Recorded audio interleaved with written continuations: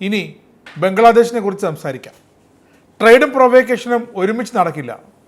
പാകിസ്ഥാനുടെ രക്തവും ജലവും ഒരുമിച്ച് ഒഴുകില്ല എന്ന് പ്രധാനമന്ത്രി ഓർമ്മിപ്പിച്ചതുപോലെ ബംഗ്ലാദേശിനെയും ന്യൂഡൽഹി ഓർമ്മിപ്പിക്കുകയാണ്. ട്രേഡും പ്രൊവോക്കേഷനും ഒരുമിച്ച് നടക്കില്ല.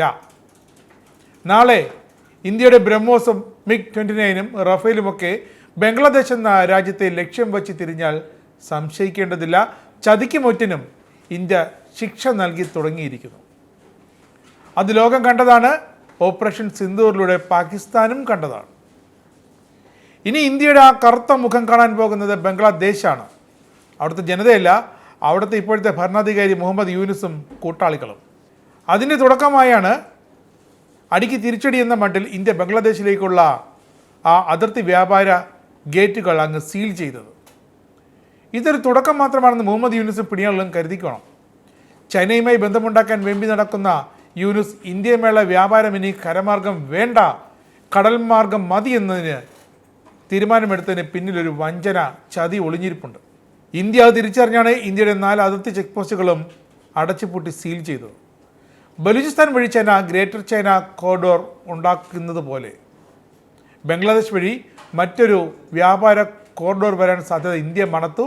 അതുതന്നെ ഇന്ത്യ കരമാർഗമുള്ള ഷിപ്മെൻറ്റ് ആ വഴി അടച്ചതോടെ ബംഗ്ലാദേശ് ഇനി അതിന് വലിയ വില തന്നെ കൊടുക്കേണ്ടി വരും. മുഹമ്മദ് യൂനുസിൻ്റെ കഴിഞ്ഞ മാർച്ചിലെ ചില വാക്കുകൾക്ക് ഒരു തരത്തിൽ മൂല്യമുണ്ടായിരുന്നു. പക്ഷേ ഇപ്പോൾ യൂനുസ് ആ വാക്കുകൾക്ക് കനത്ത വില നൽകി തുടങ്ങിയിരിക്കുന്നു. ബംഗ്ലാദേശിലേക്കുള്ള ഷിപ്മെൻറ്റിൻ്റെ 42% ഇന്ത്യ വഴിയായിരുന്നു.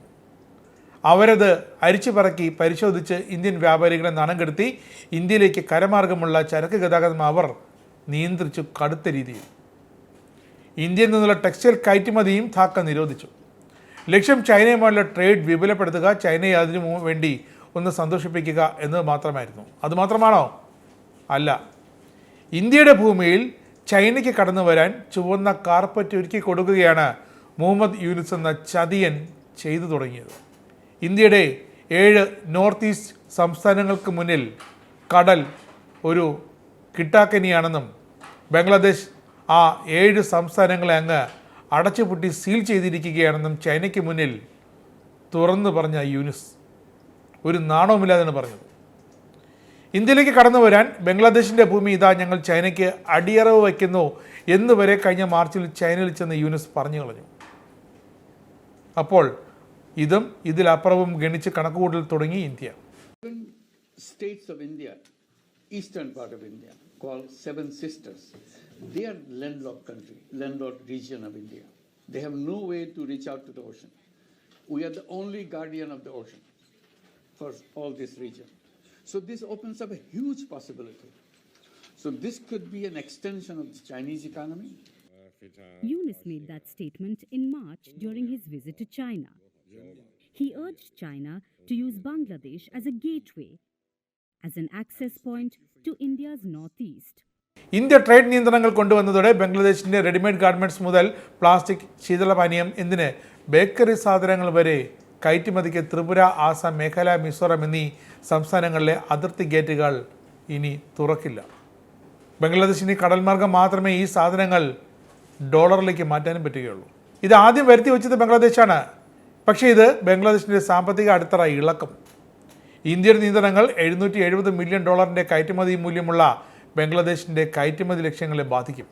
ഇതിൽ 42% ബംഗ്ലാദേശിൻ്റെ ഇന്ത്യ വഴിയുള്ള കയറ്റുമതിയാണ്. റോഡ് മാർഗം 8 ധാരണാപത്രങ്ങൾ, പുതിയ നിക്ഷേപങ്ങളൊക്കെയാണ് ബംഗ്ലാദേശും ചൈനയുമായി മാർച്ചിൽ വന്നെത്തിയിരിക്കുന്നത്.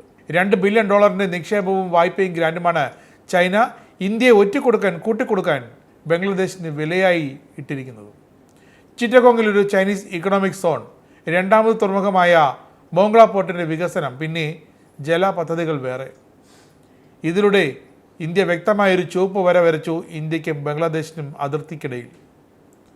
ട്രേഡും പ്രൊവോക്കേഷനും ഒത്തുപോകില്ല എന്ന വ്യക്തമായ സന്ദേശമാണ് ഇന്ത്യ യൂനുസിനും കൂട്ടാളികൾക്ക് നൽകിയിരിക്കുന്നത്. ഇതിന് ബംഗ്ലാദേശ് ഇനി അങ്ങോട്ട് കനത്ത വില തന്നെ നൽകേണ്ടി വരും. ആനന്ദ മീഡിയയുടെ പ്രേക്ഷകരിൽ ഒരാളാകണ്ടേ? യൂറോപ്പിലും US-ലും ആഫ്രിക്കയിലും അടക്കം പ്രവാസികൾ ഉള്ളയിടങ്ങളിലൊക്കെ ജനപ്രിയ ചാനലുമായി ആനന്ദ് മീഡിയ ഒപ്പമുണ്ട്. ഏഷ്യാനെറ്റ് ഫ്ലവേഴ്സ് അടക്കം നിങ്ങളുടെ വിരൽത്തുമ്പിലെത്തും. ആദ്യം റോക്കു ബോക്സ് സ്വന്തമാക്കുക. അതിൽ നിന്നും ആനന്ദ് മീഡിയ ആപ്ലിക്കേഷൻ ഡൗൺലോഡ് ചെയ്യുക.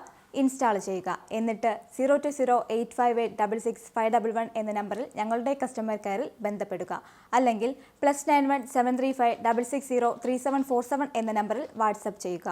ആനന്ദ് മീഡിയയുടെ സേവനങ്ങൾ സ്വന്തമാക്കുക. മറ്റു ചാനലുകൾക്കൊപ്പം ആനന്ദ് ടിവിയും എൻജോയ് ചെയ്യുക.